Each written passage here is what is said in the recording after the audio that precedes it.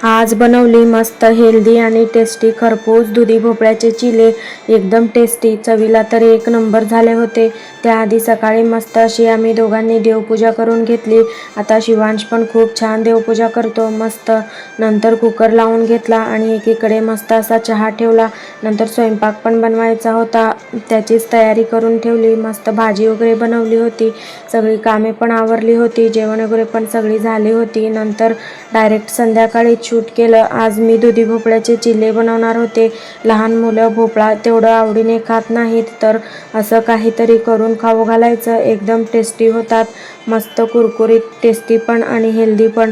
आधी दुधी भोपळा स्वच्छ धुवून घेतली आणि त्याच्यावरची सगळी साल काढून घेतली आणि खिसणीने किसून घेतली। आता त्यातच एक कांदा पण किसून घेतली आणि एक टोमॅटो पण किसली आणि 5-6 मिरच्या मिक्सरमधून फिरवून घेतलं।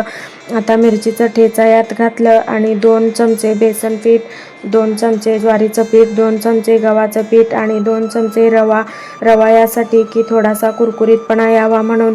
नंतर चवीनुसार मीठ, हळद, हातावर क्रश केलेले ओवा, जिरे आणि भरपूर पांढरे तीळ घातलं आणि आता थोडं थोडं पाणी घालून छान मिक्स करून घेतलं। आता हे बॅटर 10 ते 15 मिनिट रेस्टला ठेवलं आणि मध्येच आमचं असं मस्ती सुरू असते, तेवढंच टाइमपास म्हणून। नंतर तव्याला तेल किंवा तूप लावून छान हे बॅटर घालून पातळ पसरवून घेतलं। छान मस्त असं दोन्हीकडून खरपूस भाजून घेतलं। मस्त शिवांशला ताट लावून दिलं, दह्यासोबत खूप छान लागतात। शिवांशला खाऊ घातलं, मस्त खूप छान झाले होते, मस्त हेल्दी आणि टेस्टी सुद्धा। लहान मुलांसाठी तर एकदम परफेक्ट आहे। व्हिडिओ आवडल्यास लाईक, शेअर, सबस्क्राईब करायला मात्र विसरू नका। चलो बाय बाय।